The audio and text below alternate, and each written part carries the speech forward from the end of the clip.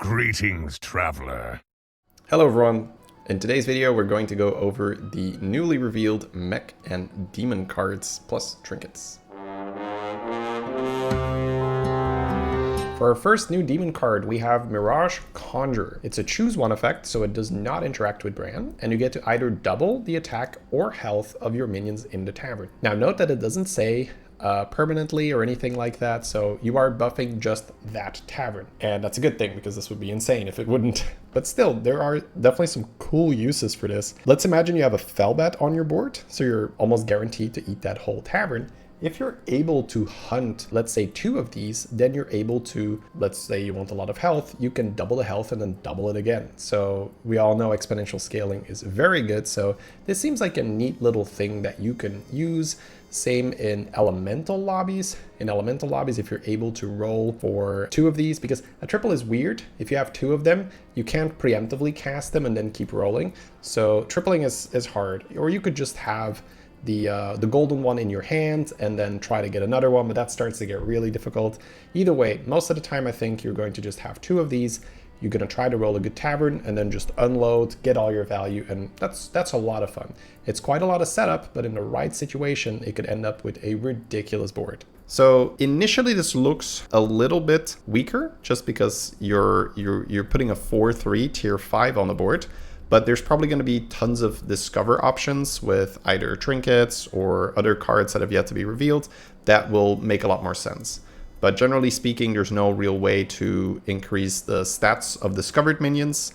I guess there is some really cool niche option for this, where if you're a cat and somebody dies and it's just huge minions, and you're like, oh my god, I just picked the weakest minion and then the stats go onto my Felfin. So that's going to be very fun. But other than that, I think we're still going to have to look at some mechanics that will make this a good card. And then for our last new demon card, we have the Pilgrim. Cute name. Each, for the first demon, all right, redo. For our last new demon card, we have the Pilgrim. The first demon you buy each turn costs health. We've already seen this in the spell version. Bazaar Dealer made your first spell free. This makes your first demon free. Now, generally, the utility of buying a free spell is a bit higher, simply because you can buy very expensive spells and then save a ton of gold.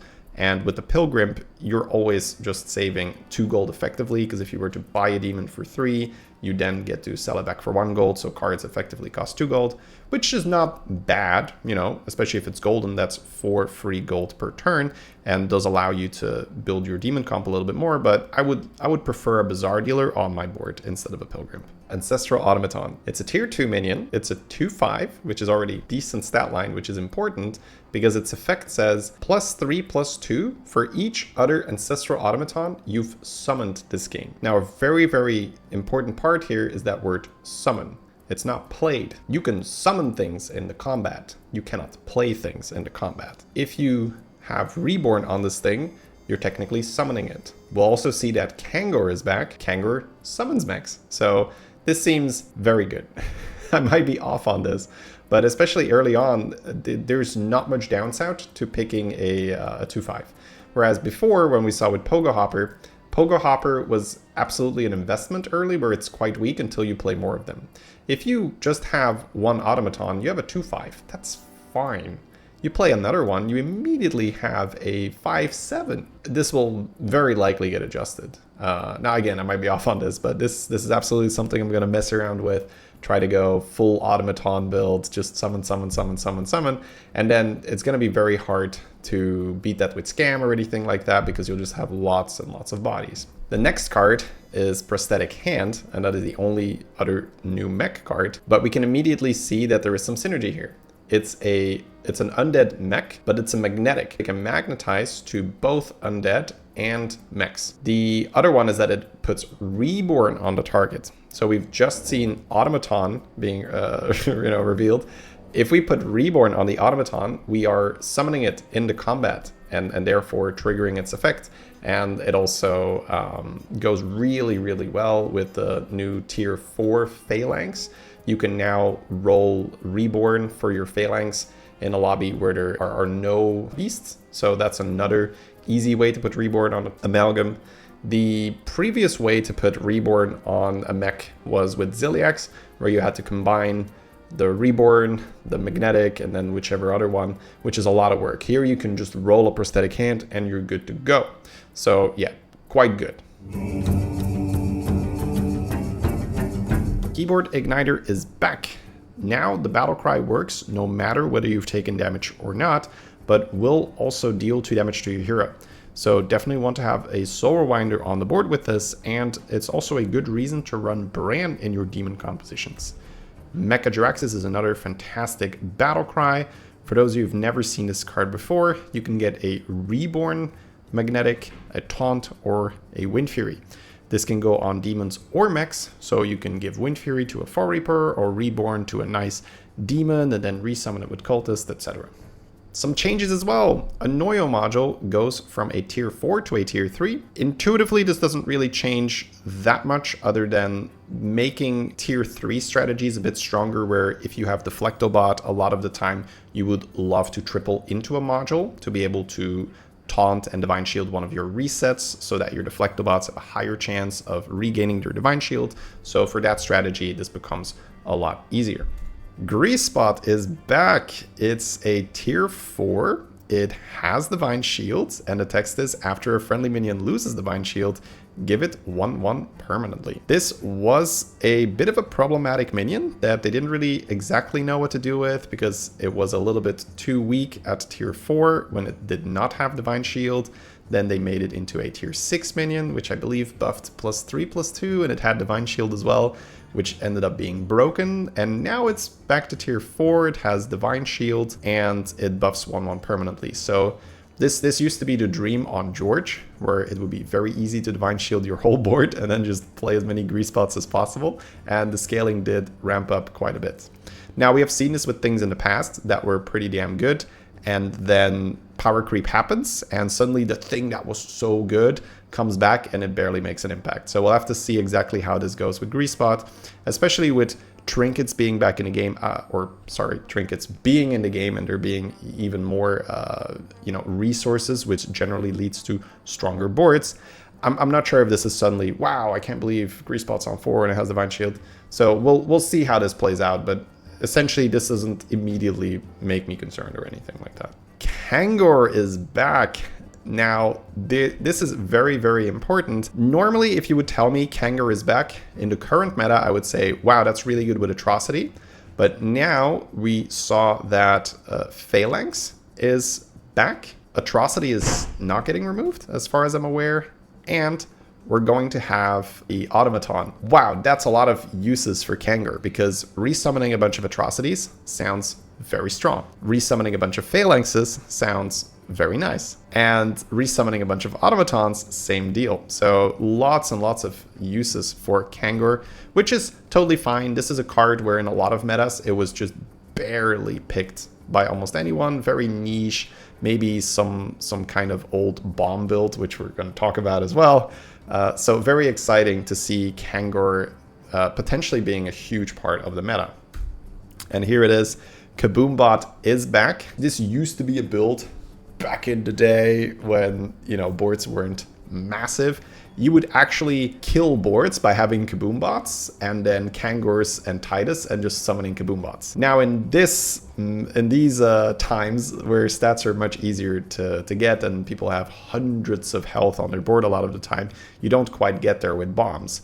Now, we will see that there is a trinket that enhances Kaboombot, and in that particular case, you can definitely get there. So yes, another reason why Kangor is probably going to be much more relevant this time around. Floating Watcher is out, so it's going to be a little bit harder to utilize the self-damage, but as I've alluded to earlier in the video, we are going to have a trinket that does make it easier now to benefit from self-damage. Felbor is out, so I think that is a good idea, because as we've seen, there is going to be many, many ways to be able to make a large shop, especially with the Mirage Conjurer. So Felbor would be extremely powerful. Now we still see that Felbat is in the game, so we can still use that. There's going to be Mind Muck, so there's definitely still ways where demons can consume the shop, but Felbor was definitely the easiest minion to repeatedly eat the shop with. And then Aranasi is out, which overall doesn't really affect demons that much. It's more of a standalone high tempo card. Zilliax is out, so we've already seen that there's a replacement to be able to reborn mechs, and now with Mechajiraxis we'll also have access to Wind Fury, so not that many options have been lost. Bull is out, which is also not really something that changes the meta a lot, because this is more just a standalone tempo card. Murgle Mark II is out. This was generally quite a nice minion to pick up early on tier 3. Menace is out, which is very, very big. This now makes it far more difficult to have really, really nice Deflecto games.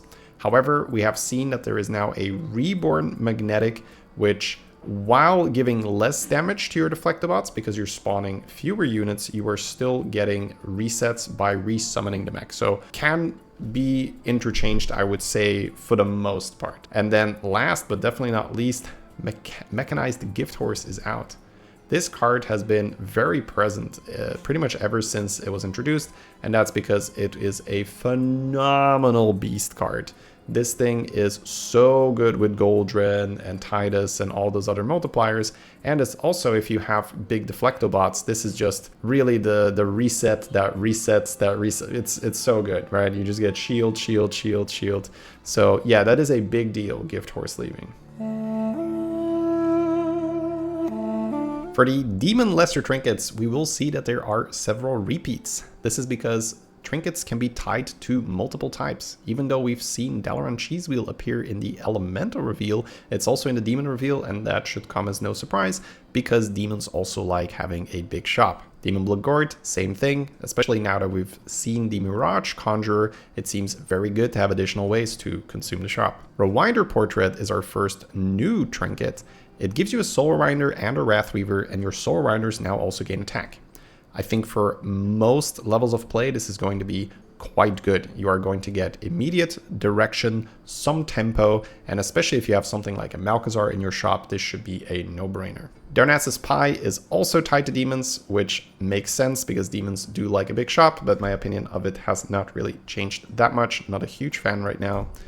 Glowing Gauntlet is a new one. For 4 gold, you permanently buff minions in the tavern with +3/+3. This in general is quite good early on tier 3. So whenever we go to tier 3 early on, we would love Slimy Fellbloods or Fiery Fellbloods because you're still filling out your board. So it's quite powerful to buy big minions from the shop. So I think overall this seems like a decent option. It's not something you're going to build your whole game around, but it seems fine. And especially if you already have, say, an imp on your board that can eat the shop. It's the 3-drop, the name eludes me right now.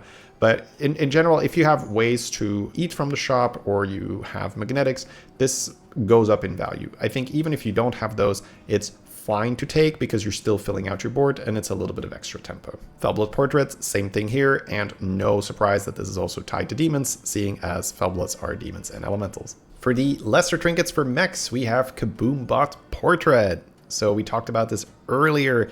Kaboombot is back, and Bomb Build is back on the menu. When you deal 8 additional damage per bomb, you now have 12 damage per bomb, making it suddenly quite interesting to resummon them with Kangor. Fishy Sticker gives you a Fish of N'Zoth. Wow. No longer do you have to be Tess or Scabs or get very lucky on a Murozond to steal a fish. Now you can just get it offered, and now you too have the N'Zoth hero power. This can stack with so many cool things where this copies all death rattles of minions that have died, so assuming that you can order your minions and protect your fish properly, this can be incredibly powerful. You can load up tons of Kangors, Phalanxes, even Kaboombots. This looks like a just very, very sweet spot to do these summon death rattle type builds. So very excited to try out some of those myself. Automaton Portrait. So we talked about Automaton being introduced earlier.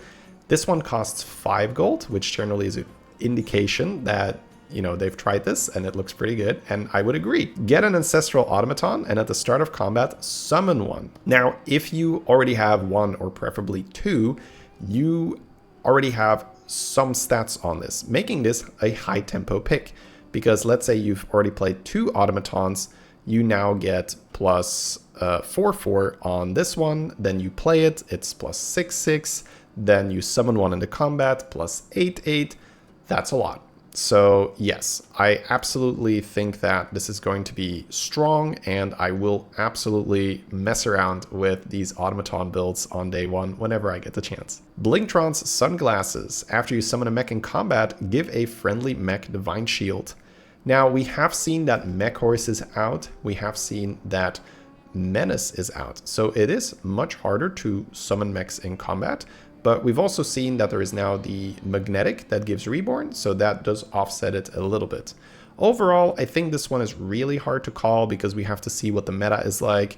We have to see how many boards will have Deflectobot on them, because Deflectobot does make this a little bit weirder, where the Deflectobots already get shields by resetting, so you would have to have a very specific setup. Right now, I don't necessarily see it, but at the same time, I also acknowledge that anything that can just repeatedly farm Divine Shields, think back to the fish, the one that would just reset Divine Shield the whole time, it can be powerful. So we'll have to see it in action. Charging Staff. At the end of each turn, give your minions with Divine Shield 4 attack. This can be very excellent tempo. Again, if you already have Deflectobots on your board, or if you're George, then you would love to see this, because Divine Shield minions generally don't care that much about their health, and if you can just get a lot of attack on them, you're generally going to win your fights for quite a while after this. Glowing Gauntlet is a repeat. We've seen this with demons, but mechs obviously like it as well because you can buff magnetics. Dalaran Cheese Wheel for the greater trinket, same thing, we've already covered this. Nether Pendant is new. It costs only 2 gold, and your minions in the tavern get +1/+1 for every 4 times your hero takes damage. So this is pretty much exclusive to Soul Rewinder and a bunch of Malkazars. I don't really see this being viable in any other situation, especially if you have to start buffing the shop. You have to keep in mind that greater trinkets only hit on turn 9, so the game has developed quite a bit by then, and this is far too slow if you're not going for a very, very huge amount of self-damage every turn. So my instinct here is that I won't pick this very often, only when I have the absolute perfect setup for it. Darnassa Spy, same thing, still not a fan. Felbat Portrait. For 5 gold, you get a Felbat, and the tavern always has 7 cards. Now, for those of you who've never seen this in action, this is actually very cool. Arana used to have a different hero power. She used to have the hero power that said your tavern always has 7 minions. With that, you could play Felbat and eat until the Felbat was done. Right now, one of the more annoying things when you're playing demons is that you could have multiple Felbats, Drakari, but once the shop is empty, you're done. This would allow your Felbats to keep eating until you actually have all the number of eats that you're entitled to. So that could be a lot, right? Let's say you have 6 demons on the board, and then you have a golden Drakari. And especially if multiple of those demons are Felbats, this could get very, very outrageous. So if you have a big shop, this seems fantastic. We'll absolutely try to break the game with this by having as many Felbats as possible, and then a golden Drakari, and then just eat absolutely everything. I can already imagine this with Voon. Golden Drakari on Voon, use the Voon to copy Felbats, and bam, we're rich. Okay, so there you go, next YouTube video. Glowing Gauntlet, the upgraded version. Minions in the tavern have 7/7. So again, if you have a good setup that can consume the shop, this is fine. I would say that I'm much happier taking the earlier version, because getting just a blanket 7/7 for a greater trinket is generally speaking not going to be enough, at least in my initial assessment, because by the time turn 9 rolls around, I should have a lot more options where I might already have a brand and I can buff the shop like that with Felbloods, etc. So initially +3/+3 is nice, because then I get to buff my shop, buy some stronger units, and actually get some tempo out of it. Whereas by the time turn 9 rolls around, it feels to me that the 7/7 might still be a little bit too slow. So only if I have a fantastic setup to eat the shop with, I will take this. Mechagon Adapter. After a friendly mech loses Divine Shield, give it Divine Shield. This is, again, a little bit more difficult for me to look at how good it's going to be, but I can absolutely see this being a problem for these automaton builds. Once you get to high stat automatons and you give them Divine Shield with an Anoyo module, then you have huge Divine Shields that are regaining their Divine Shield when they lose it. So that can be quite strong. You can also have a big Foe Reaper and then use this thing to just re-shield the Foe Reaper. Especially if the only mech you have on your board is a huge Foe Reaper, that Foe Reaper essentially has 3 extra Divine Shields. Which, especially if you give it Wind Fury, you can just imagine how nasty that is. Big Divine Shield Foe Reaper, attacks, smacks, regains Divine Shield, attacks again. You pretty much already need a Leroy to counter that, otherwise that is just going to farm your whole board. So a little bit more tricky to set up, but I think once you have a good board for it, it's quite powerful. Charging Staff, the upgraded version, we now get 7 attack on all the mechs. I'm still pretty happy with this, especially because by this time you might have a Drakari and your end of turn will be doubled. So especially if you have these very good mechs like Foe Reaper, like Deflectobot, or again, your George, it's quite nice to just pick this and watch the attack go pretty high. Fridge Magnet. For 3, you get Avenge 3, get a magnetic minion. Intuitively, this doesn't look that good because we're pretty late in the game, and if I then have to put up an Avenge setup, so this is maybe okay if you have a lot of Kangor value, but then again, do I care about getting a lot of magnetics? When I have this Kangor setup, I'm not quite sure. Again, this one looks a little bit harder to call for me, but intuitively not as good. Glowing Gauntlet, upgraded version, we've already covered this. Not that happy about getting 7/7 at this stage of the game. Boom Controller. When you have space, summon an exact copy of your first mech that died each combat. Again, this seems highly abusable, where if you just have one huge Foe Reaper, you can resummon it when it dies. But mostly, I think this is, again, with automatons or with phalanxes. If you have a really nice, big, reborn phalanx that then comes back, or you have a huge automaton that comes back, this seems quite strong if you have the ability to set up for it. It's not something that is just blanket amazing, but can feel really oppressive if the opponent has, or you have, the perfect setup for it. Because of the wording here, you're also not going to lose out on the value. It says, when you have space, summon an exact copy of the first mech that died each combat, which implies that it's going to patiently wait until all the Death Rattle stuff has resolved, and there is space for your mech to be summoned down. Then Fishy Sticker, we have the upgraded version here, so you are getting a Golden Fish of N'Zoth, which means you are getting double the Death Rattle value. Again, super interesting, especially by this time you have a pretty good idea whether you can take advantage of this or not. And I can absolutely imagine being in the game and having a really good setup for this, and I'm just saying, please give me the Golden Fish, please give me the Golden Fish, because when you do hit it, then your whole Death Rattle build just goes absolutely to the next level. Both Sneed and N'Zoth, once they get their Golden Buddy, can just take Death Rattle builds and make them extremely powerful. That are all the Demon and Mech cards that have been revealed. If there's anything you think I've missed, please let me know in the comments. I'd be more than happy to try your suggestions on day 1. Tune back in tomorrow for Kibler and Naga.